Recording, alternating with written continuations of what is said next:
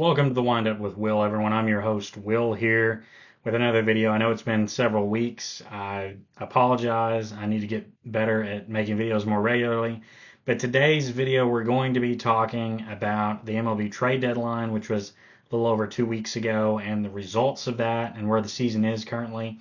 I want to try and get a video out soon as well to go over who I think the MVPs in the National American League are, as well as the Cy Young Award winners, Rookie of the Year, that sort of thing, what the season has shown so far, and likely who those players will emerge as. But for today's video, we're just going to talk about how the trade deadline went down. So the trade deadline was July 31st. That was this week. It'll be 3 weeks ago. So it's been a bit since I've done a video. But I'm just going to go through some of the trades. So this is off of MLB.com. They actually ranked the trades, but I'm not going to go into ranking them, or we're just going to discuss who was traded. And I think this might be, there was 50, so I will read this. So the trade deadline was July 31st at 6 p.m. Eastern time, and there was 50 trades that were made in the final 31 hours leading up to the deadline. And there were trades before it. So Rafael Devers got moved back in June to the Giants. That's a trade that they mentioned here. But the trades closer to the trade deadline, you had the Padres got right-handed pitcher Mason Miller and left-handed pitcher J.P. Sears from the Athletics for shortstop Leo DeVries and right-handed pitcher Brandon Nett, right-handed pitcher Henry Baez, and right-handed pitcher Eduardo Nunez. Oh, that I didn't see this before. These actually have dates on them, so we have a date to go with the trade. So that was on the trade deadline. Astros got their shortstop in Carlos Correa back for cash from the Twins, or they got Carlos Correa and cash from the Twins for left-handed pitcher Matt Mikulski. That was also on the trade deadline. We had the Mariners got third baseman Eugenio Suarez. I know I'm mispronouncing his name. I can never get it correctly. They got him from the Diamondbacks for infielder Tyler Locklear, right-handed pitcher Hunter Cranton, and right-handed pitcher Juan Burgos. That was on the 30th. And so the Mariners they have a lot of former Diamondbacks on their team, and they ended up trading a little bit later down on the list here. Where was it? They also traded for Josh Naylor from the Mariners. They got first baseman Josh Naylor from the Mariners got first baseman Josh Naylor from the Diamondbacks for left-handed pitcher Brandon Garcia and right-handed pitcher Ashton Izzy. That was on July 25th. But both of those guys have had terrific seasons. Suarez has not gotten off to the greatest start with the Mariners. Naylor has played well for them. But that gives them two solid guys with some power, some good hitters in the middle of their lineup. A team that's had good pitching all year, but they really improved their lineup by getting Suarez and Naylor. And they look posed to push for not just a wild card, but perhaps the AL West. I think yesterday they were 2 games out before they lost to the Mets. So they're right there in striking distance with the Astros competing for that AL West title. It would be their first division title since 2001 if they were to end up winning it. The Phillies, I don't know why my computer keeps jumping around. The Phillies, they got right-handed pitcher Juan Duran from the Twins for catcher Eduardo Tate and right-handed pitcher Mick Abel. They're trying to improve their team, and that having a right-handed pitcher is going to be valuable just from he was a relief pitcher, but they need every pitcher they can get, especially with Zach Wheeler going on the injured list earlier either today or yesterday with a blood clot in his shoulder. So they're gonna need all the pitching they can get down the stretch to hold on the division against my Mets, who we'll see if they can make a push. The Yankees got right-hand pitcher David Bednar from the Pirates. Gives the Yankees another late inning pitcher, as Devin Williams has struggled on the year. They got him for catcher Rafael Flores, catcher Edgelin Perez, and outfielder Brian Sanchez. The Rangers, I think they got a stud. And why does my computer keep jumping around? I want to read what I have here. The Rangers got a stud and right-handed pitcher, Morel Kelly, from the Diamondbacks. The Diamondbacks just unloaded a bunch of talent at the trade deadline when it looked like they were just out of it. And this is kind of shocking because just 2 years ago, they were in the World Series against the Rangers. So, but now they're trading one of their pitchers to the Rangers, or they did, and Merrill Kelly, and in return they got left-handed pitcher Cole Drake, right-handed pitcher David Hageman, and left-handed pitcher Mitch Bratt. My New York Mets made a bunch of trades. We got right-handed pitcher Ryan Helsley, relief pitcher from the Cardinals, for infielder Jesus Baez, right-handed pitcher Nate Dom, and right-handed pitcher Frank uh, Elisalt. Now these are prospects that the Mets traded here. These are guys that are okay, but they weren't our higher rated prospects. We did give up more for some of our other relief pitcher acquisitions. The Blue Jays got right-handed pitcher Shane Bieber from the Guardians for right-handed pitcher Kai Steven. And Shane Bieber's just now coming off the injured list, I believe. He's been a guy that's always been perennial in the conversation for a Cy Young. Outside of 2020, though, when he won it in the shortened season, he's not been able to get to that mountaintop again. But he definitely has the potential if he can be healthy for the Blue Jays down the stretch. They're a team that's been resurgent this year. It's funny because in years in which I say the Blue Jays are a talented team, they're going to win the division this year, they don't do it. And then this year, I was like, no, they're not going to make the playoffs. And now they've surged where they're in first place in the AL East. They just love to prove me wrong. But if Shane Bieber can be healthy down the stretch, that's a great add for the Blue Jays. Really strengthens their starting pitching and gives them a real chance in October. The Padres also acquired first baseman / DH Ryan O'Hearn and outfielder Ramon Liriano from the Orioles for 6 prospects. And this was a big trade. This is, I believe, O'Hearn was the Orioles' only All-Star this year, a team that had quite a few All-Stars over the last couple of years. But he was their only All-Star. He was a good DH for the Orioles, and the Padres add another bat to a pretty stacked lineup. Just bolster their lineup. The Yankees went and got third baseman Ryan McMahon from the Rockies for left-handed pitcher Griffin Herring and right-handed pitcher Josh Gross.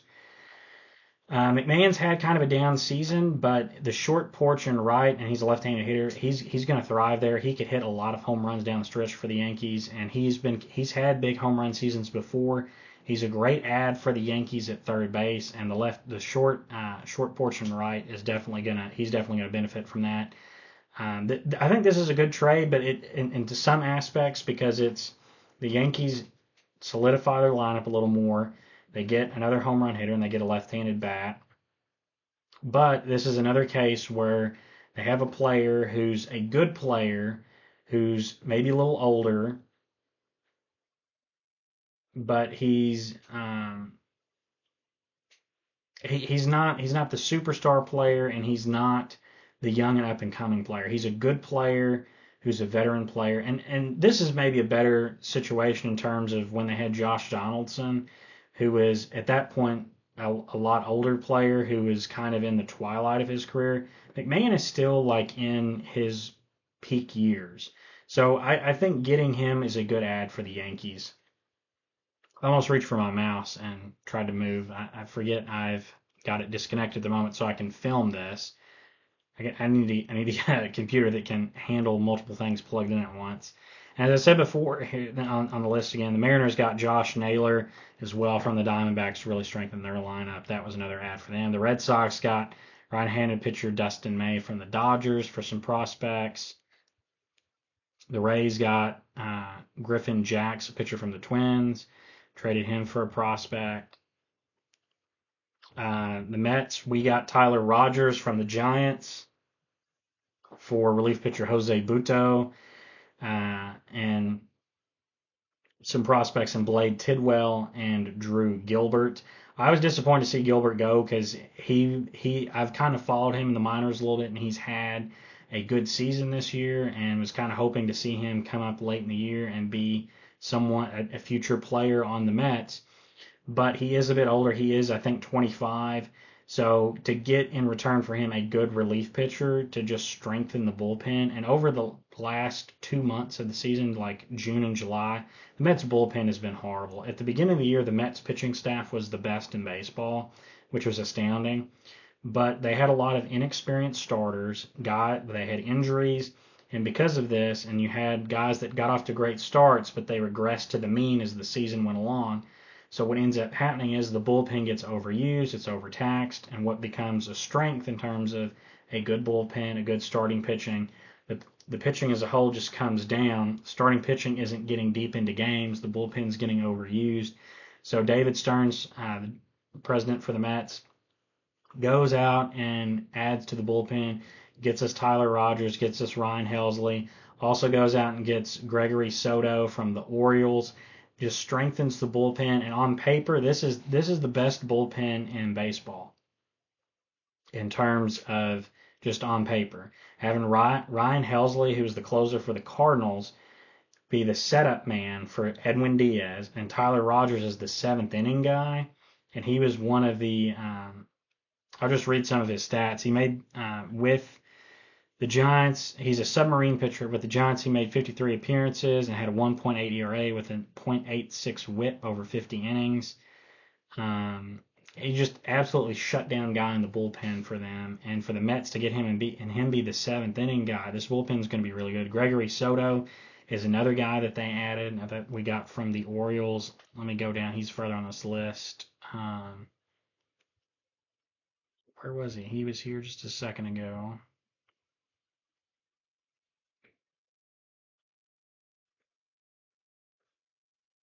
Well, it was here. He was here.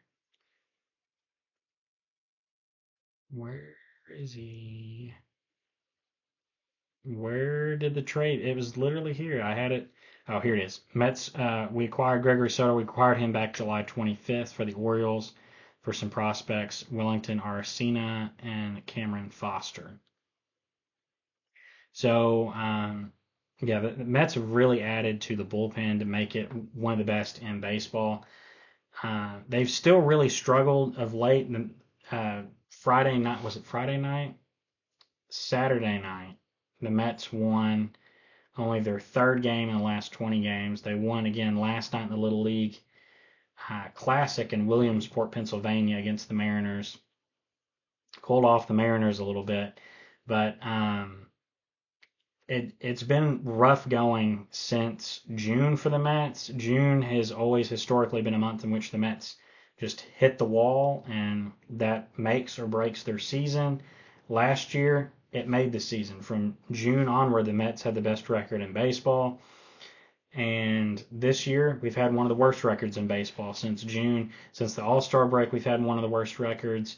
Over our last 20 games, we're 3-17. Even though we have won two in a row now, we won Saturday and Sunday night. So maybe they're on the up and up.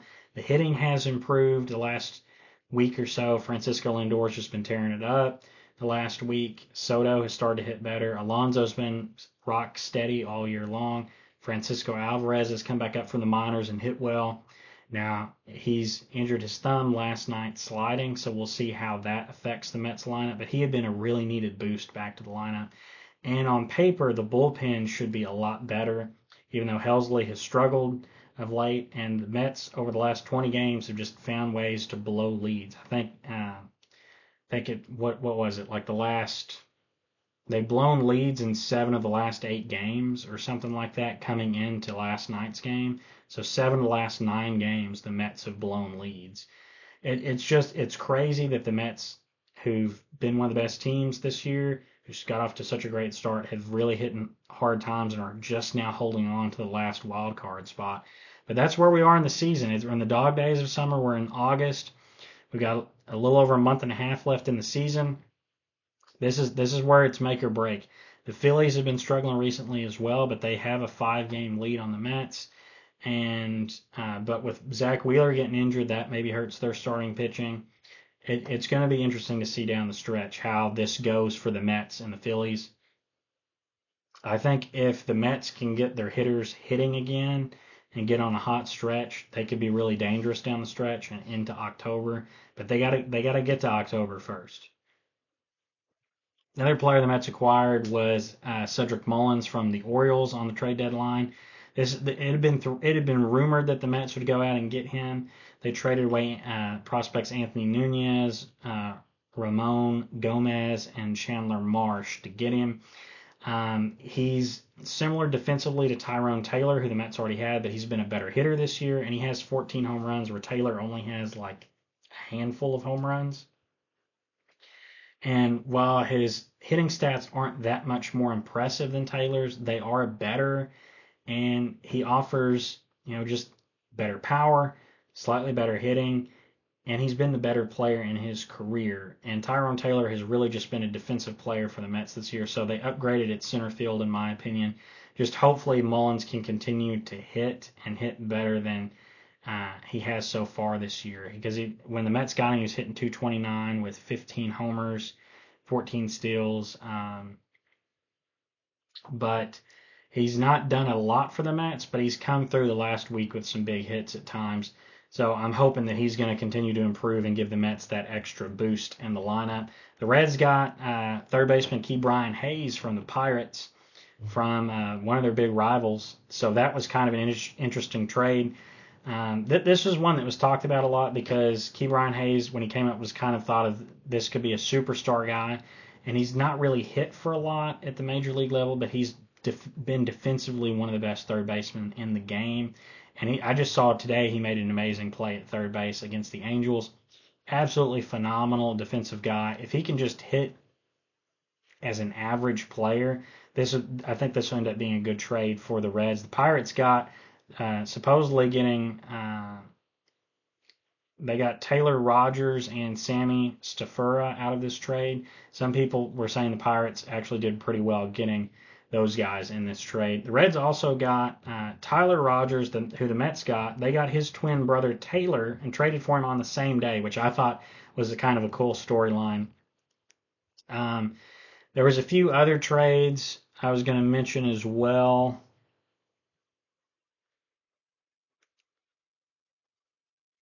Let me find them.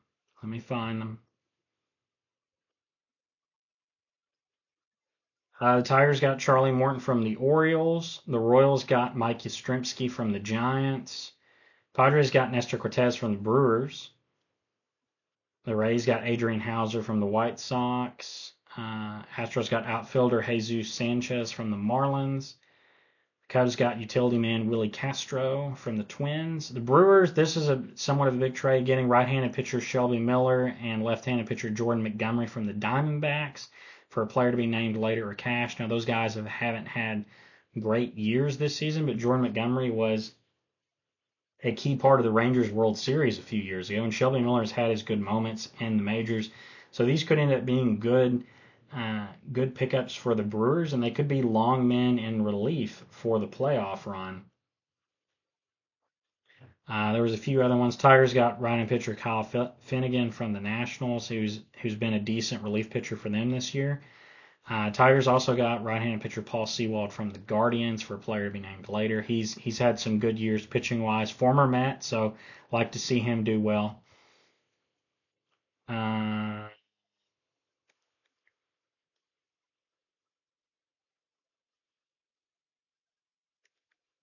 Thought there was another trade.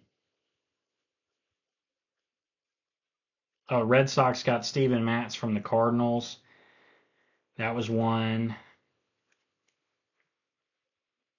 There's a lot of trades here. I'm trying to find ones that are a little more relevant.